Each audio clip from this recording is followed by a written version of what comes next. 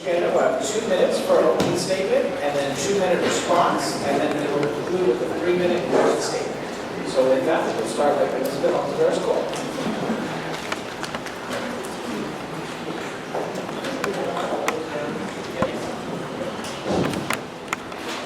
Good evening, everyone. My name is Elizabeth Cole. I'm your District 4 City Council person. I have been your City Council person for the last 8 years. It's been my privilege to be part of the City Council of Pomona. I never realized how intricate it has been for me as far as learning all the different things that we have in our city. Learning about staff, learning about our city management. It's just been a wonderful experience. I've been here all my life. I was a nurse for 25 years with Pomona Unified, did ER and med-surg on weekends, so I've always been a very busy person, and I love people, and I think that's one of the reasons why I became a councilwoman, because I can see the need. I can see the need and the people that were asking for help. Not just for humongous things. Sometimes it was just for a very small thing. But you know what? When people reach out to you and ask you for help, you can't help but not want to help. This is part of my personality. And I'm very pleased to be here tonight. Thank you.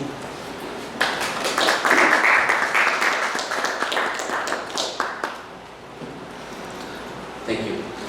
First, I want to thank the Chamber for hosting this event. I want to thank all of you for coming. I want to thank my wife and my 2 kids. I don't know where Lorenzo's at, back there eating. And, I know they're pretty bored by this whole thing, so thanks for your patience, guys. My name is Guillermo Gonzalez. I am running for Pomona City Council District 4. I am not running because I'm interested in getting into politics. I already have a profession. I am running because I have the leadership skills to make effective change. This is what I do in my current job. Things like goal setting, accountability, performance management. This is what I do. And this is what I see missing on the council. I am running to ask difficult questions and to ensure we meet the goals we set as a community. I am running to ensure that we all have a meaningful opportunity to participate in government. I am running because it's time to make Pomona family-friendly. I am the only candidate who has worked on government task forces to address human trafficking.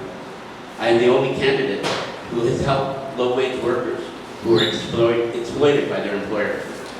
I am the only candidate who has created goals and metrics on a corporate level. I am the only candidate who currently manages a workforce that is 3 times larger than cities. I am the only candidate trained to run a city. When elected, I will be ready to make an impact on day 1. And we don't have any time to waste. We have to start making significant changes now. That's why I'm running for city council. Thank you.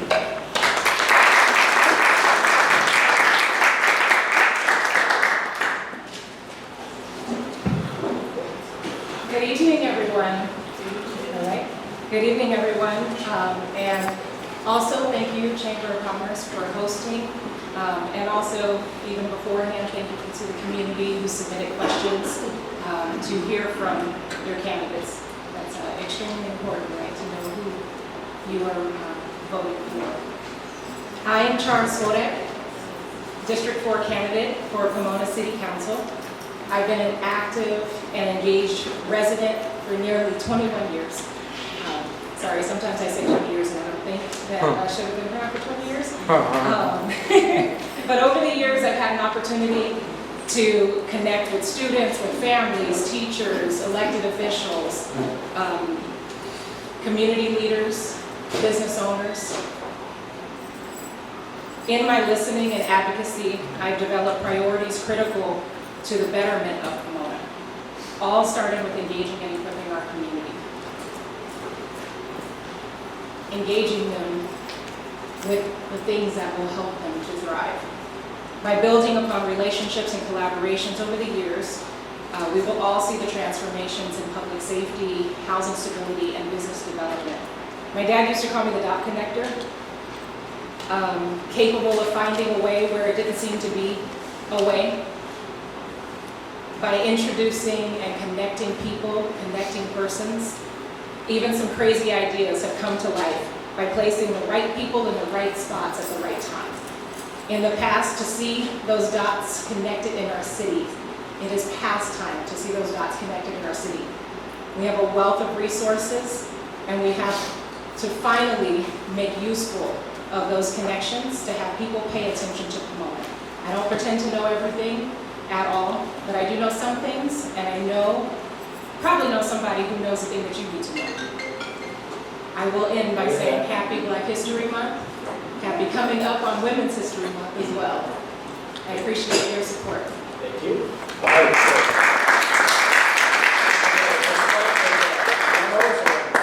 so we have the fun one again. So when the mayor returns from their time travel, if you could pick one dream vacation place to visit, all expenses paid, and you're granted excused absence from a council meeting.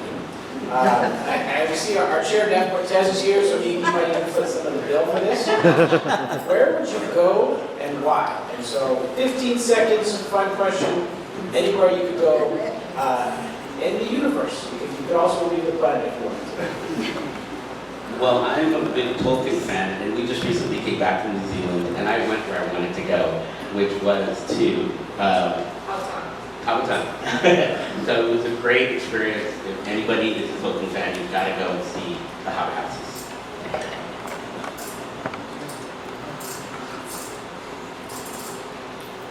That's a great question. I think I would probably, and this is more for my husband than anything else, would be to go to Miami. Because neither of our children, we have two, have been there. We haven't been since, we haven't been for quite some time. But he likes to point things out. Oh, my grandma was there. Oh, my grandma, or my dad grew up in this school, and they did this over here in that corner, and all the things. And I would love for our children to have that opportunity to connect on that level. We've already been to Tennessee. I've been able to do that with my side of the family. It'd be great to do it with kids. Repeat that question. Yeah, so it's dream vacation anywhere in the universe.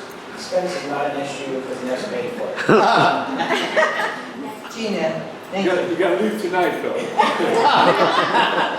I'm not a world traveler. I'm a homebody. I really am. But if I really had to go, I've been to Spain, and I found that to be a very beautiful place. But I think I would like to go to my homeland of Chihuahua, where my family came from, because I'm so family oriented, and I wish my grandfather and my grandmother and everybody that has gone before me, my mother and father, I wish they could see me now. And I'm praying that they know that this is something that I would have loved for them to have seen in my life. But yeah, Chihuahua, Mexico. All right, thank you very much. Thank you. So, our chart at the end, we'll kind of make our way back around.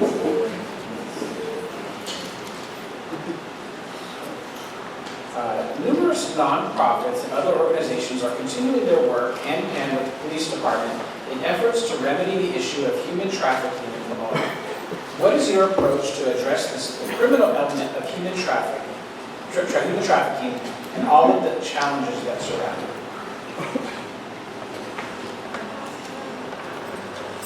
Thank you, Josh. So I will let you know, I have prepared all of my questions, because I get a little nervous being in front of people sometimes. But following the lead of one of our neighbors, who lives off Indian Hill, we started a neighborhood anti-human trafficking group meeting, working to specifically address what we see every day along Hope Boulevard. We've learned so much about the change laws and discriminations in these classes, in these discrimination charges that hinder the action of our police department. However, the hands are tied approach is not an okay answer. It does not work and cannot continue. While many have been complaining about SB 357, many of us have continued the work to find creative solutions, like the See Something, Say Something signs that we came up with in that group. Those signs to be placed on Indian Hill and Holt. We have posters that we're also working for to support our victims and our customers of certain stores to be able to have a quick QR code to connect them to the resources that they need. We have consistently shown up as a neighborhood, pulling together several entities in human trafficking organizations. Project Sister Family Services, Revive, Everyone Free. All have been part of these conversations every single month that we meet at Hockey School. And we have seen little changes here and there. I said it to a neighbor recently, corresponding to the email. We're not going to see the solution overnight. It will take someone consistently showing up, consistently doing the work, consistently advocating for all of these people.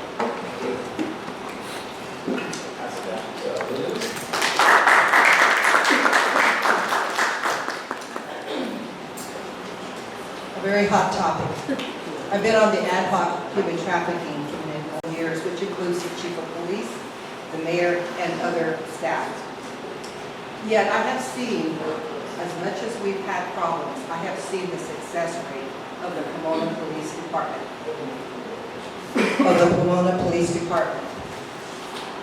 Which includes the SET team, also the HEART team, focusing on the lives of human trafficking victims. And I'm talking the ladies that are walking on that street.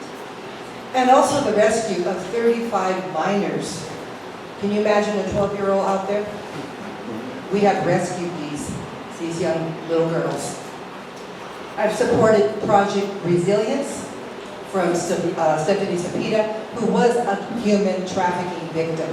And she, 8 years ago, was in that. And now she has a nonprofit. So their Davis doesn't have it. But you know what? We've had human trafficking for many years in the city of Pomona. It was not out there like we see it now. Okay, but SB 357 has created this.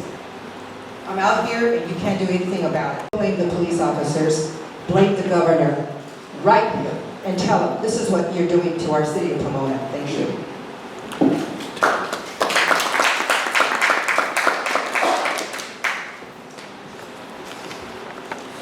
Sorry, I'm letting her reset. When I worked for the U.S. Department of Labor, we used cross-agency task forces to address human trafficking and creativity. They were luring young women from South Korea to come work in restaurants and lying to them about what they were going to do. We know that traffickers, that they do lure young women into this work.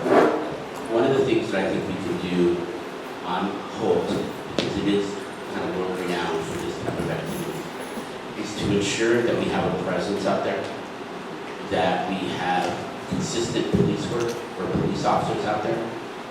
That means that we're going to have to hire more police. We're going to have to hire more social workers to be out there with them, to reach out to these sex workers. And I think part of that is ensuring that we do have a business improvement district, because a business improvement district can add police officers at no cost to the general fund. That's important. So we can build our way out, and I think that's what we have to do. We have to look at improving the whole corridor to make sure that we can get the resources to attack this problem.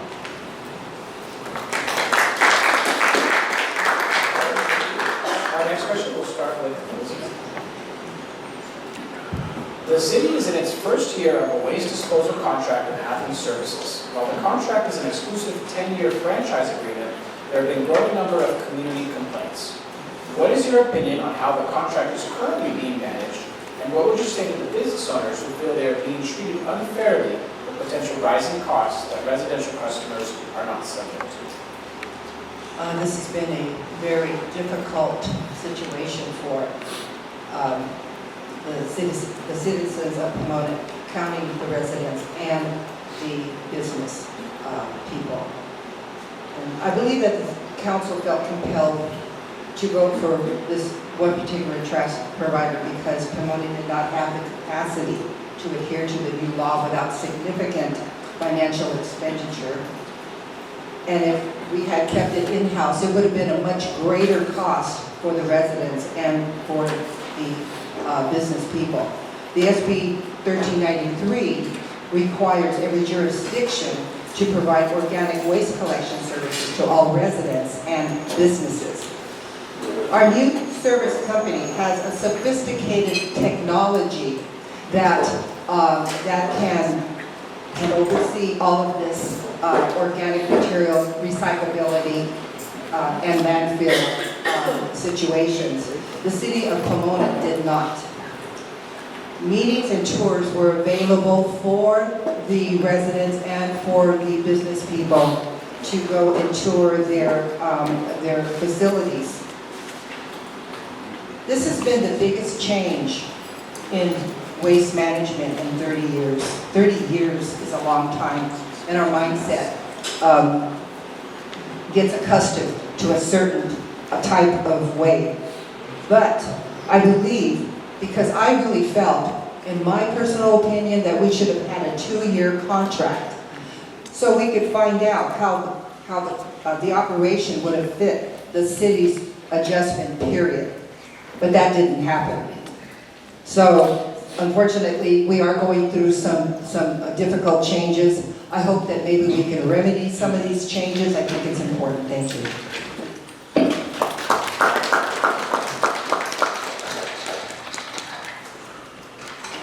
When we think about this Athens contract, one of the things that gets tossed around a lot, it's a 10-year contract. But it actually has a 10-year extension as well.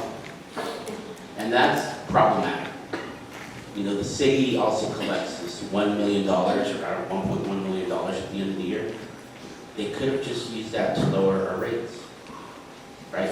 Because now we have no accountability on how that money is going to be spent. That's a problem.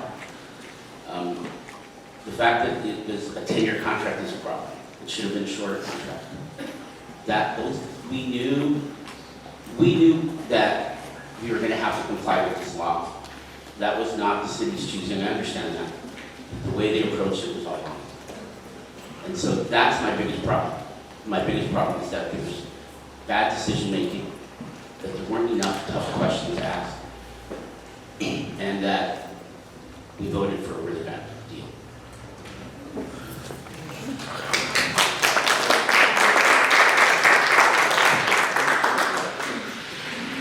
Thank you.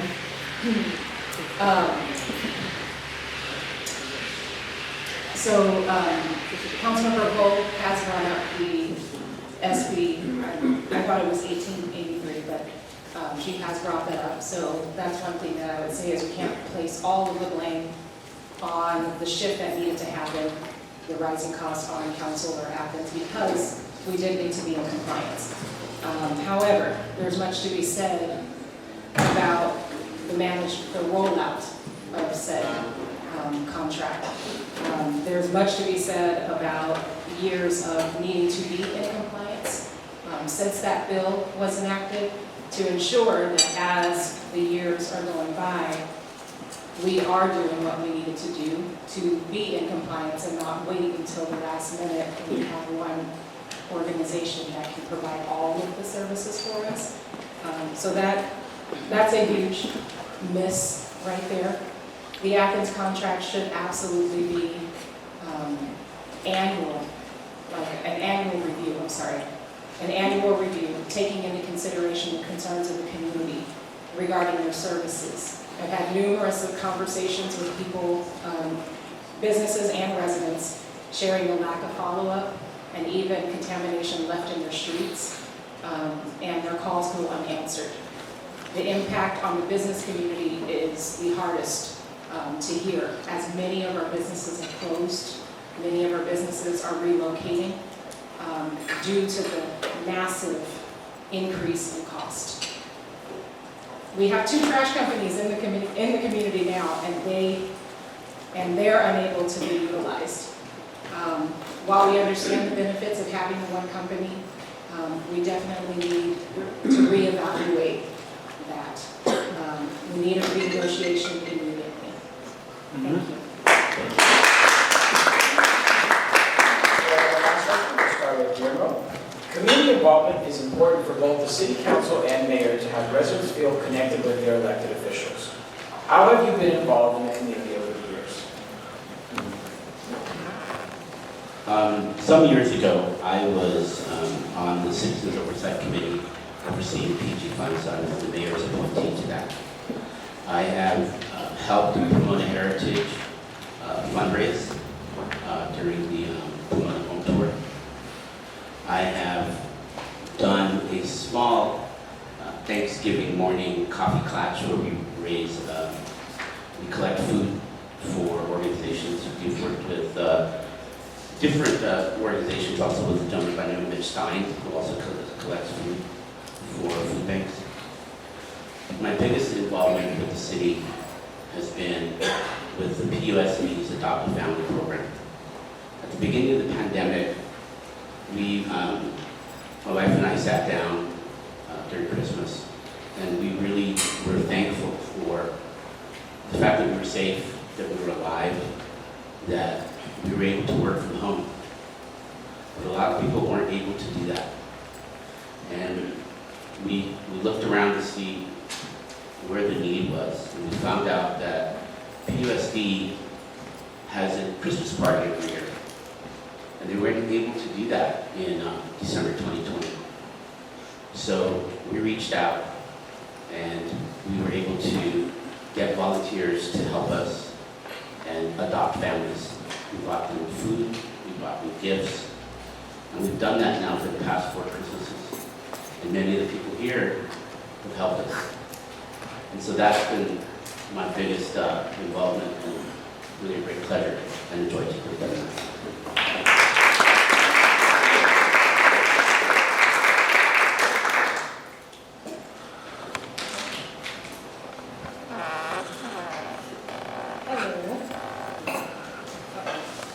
Sorry, I almost turned it off.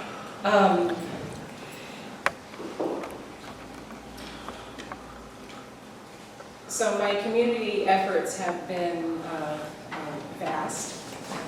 As I look around the room, and I've met several of you in that engagement. I've worked on numerous projects since 2020, doing my best to help connect those dots, the dots that we were talking about earlier. Imagining the possibilities has been my mantra for years. It's led me to manage events and engage the community in levels.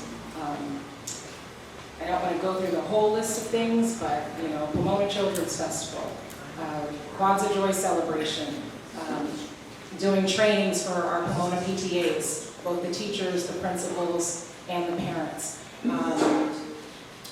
Starting Shop Downtown Pomona. There's several areas, call it hats and head wraps, right, that I work with in the community. But since the start of the pandemic, I've also served as the chair for Historic Preservation Commission, appointed by John Malte, and I was the chair for a year and a half.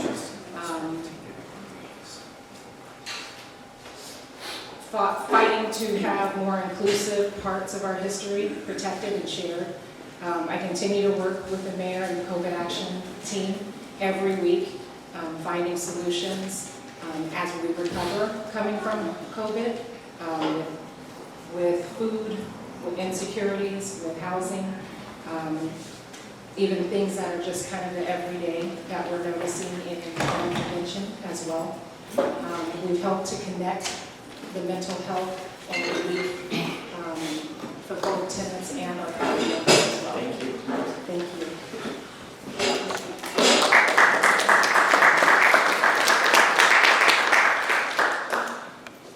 being a councilwoman over the last 8 years has brought me to so many community events and projects. One of my favorite things is to have a Christmas drive for children who were not able to have Christmas. I brought extra lights to the city hall as well because there's so many children here in the city of Pomona, believe it or not, who don't even have a Christmas tree, who don't even know what it is to light up a Christmas tree for maybe 2 or 3 weeks and enjoy themselves and maybe have a present under the tree. So bringing Christmas to these children is my biggest joy. And helping an elder person, a senior citizen, someone that needs a turkey. There's so many projects that we do. The police department is so involved in bringing Thanksgiving turkeys and so many things that have brought so many joyful moments. The Cops for Kids. I attend so many of their community events because the police go and they do such wonderful things. They have the overnight thing at Guinness. I don't know if they do that right now because of the COVID situation. But the projects are out there and the events that people create, I love going to because this is part of being a council person. To get out there and see what is happening in the community, and not only that, but they make so much of a effort, and it's only right that we go out there and we see what they've done. And this is what brings community together. It brings a district to another district, and that's what I enjoy. Thank you. At this time, we'll have our closing statements, 3 minutes each, and so we'll start with Shara on the end and work our way back. Thank you. So again, thank you, Pomona Chamber, the community for your questions, and for everyone being involved tonight. Basically, just to share with the community. This is my community. I've been in the community for a couple decades now, volunteering for the majority of the things that are in my community engagement resume. But it's getting to know the community, having a relationship with said community, and being able to tie them in. Being a generous listener is a huge part of that. Connecting organizations and people and neighbors. Community changes everything is literally a way of being. It's not just a campaign slogan. It's literally just who I am. And I've seen that interaction in every area of my life. Advocating for businesses and schools and students and our neighbors, the next door neighbor who needs help with her electric bill, or the businesses that have to deal with the heartbreaking and sometimes infuriating sights down Holt Boulevard. I look forward to sharing your concerns that we've gathered in our community chats. I look forward to sharing that with the colleagues, with our city manager and lead departments, because we need to put into action the things that you have been sharing over the last year of just my campaign, just our monthly chats. Things like our unpaved or overgrown alleyways, uneven hazardous sidewalks, implementing traffic measures, and actively addressing our safety concerns. I appreciate you taking time to hear my heart and my drive to build a better Pomona, an opportunity once again to prove myself, to prove my competence and my capacity to continue the work we've already done in the community. I appreciate the opportunity to amplify our efforts as an elected official prioritizing policy important to you. I thank you for your vote to represent District 4 on City Council. And again, I will send you to votechara.com or at votechara on social media. I believe there's a TikTok out there too. Thank you.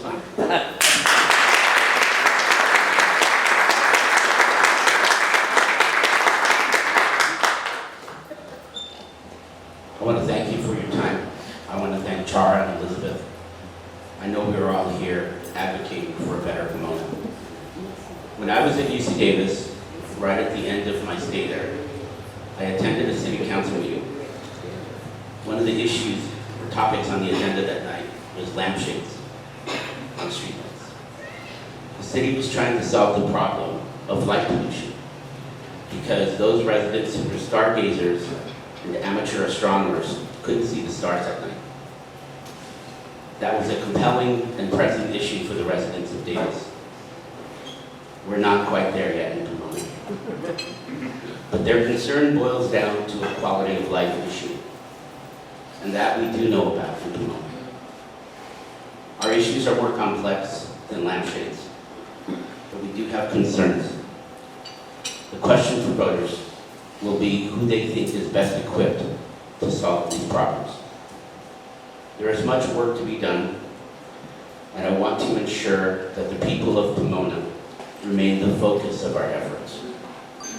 I know this undertaking will not be easy, but I choose to do this because it will serve to organize and measure the best of my energies and skills. I choose to do this because I believe Pomona is on the precipice of greatness. What we need now is experienced leadership to help us break through. We can fix Holt. We can solve our issues with our unhoused. We can fix our streets. We can make Pomona family friendly. When we moved to Pomona in 2011, our family first looked for a home in other cities. When my mother got older and came to live with us, we needed a house with a downstairs bedroom, and we again looked for a house in other cities. But each time, we came back to Pomona. I choose Pomona not despite its challenges. I choose Pomona because of its challenges. I choose Pomona because I believe in this city on the fringes of LA County. I choose Pomona because I refuse to accept that things have always been this way. And now I ask Pomona to choose me. Thank you.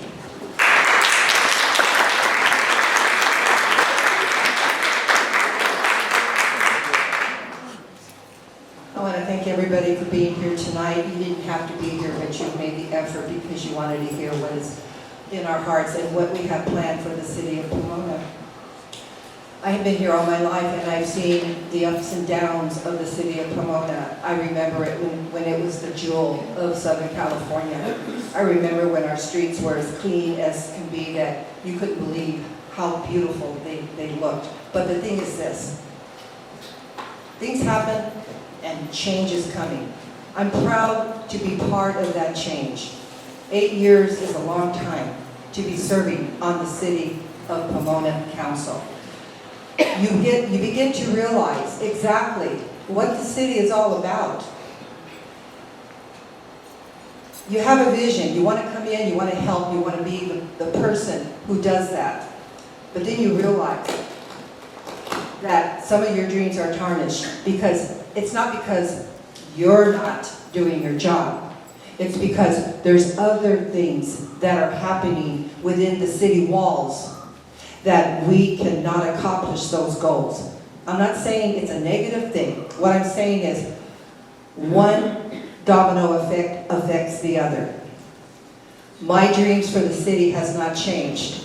I will continue to do what I have to do to make the city better. I'm proud of being part of the $4.92 million that we finally got with the competition of at least 20 other cities. Pomona was the one that was chosen. And what was chosen? District 4. I was elated.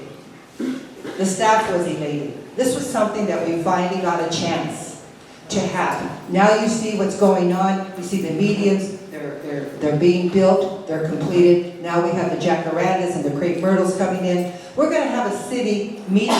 We're going to have a corridor like Claremont. Don't we deserve it? Yes. I think so.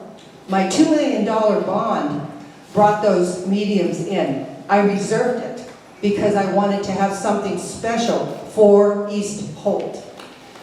There's been so much criticism. Yes, we have human trafficking. Yes, we have the homeless. But you know what? If we can get jobs, if we can get companies to come into the city of Pomona, and let me tell you, it's not easy. I'm bringing Aldi's in. It took me 2 years for one market to come into the city of Pomona, but I'm proud because this is something we're going to have within 18 weeks. And we're going to have people getting jobs. It may not be the kind of job you want, but it's somebody else's job, and they're going to be able to pay their rent. And this is what I want. I want more housing, but I want a piece of Pomona for everybody. I want them to have a first-time buyer program, so we can go ahead and get these people what they need. Thank you.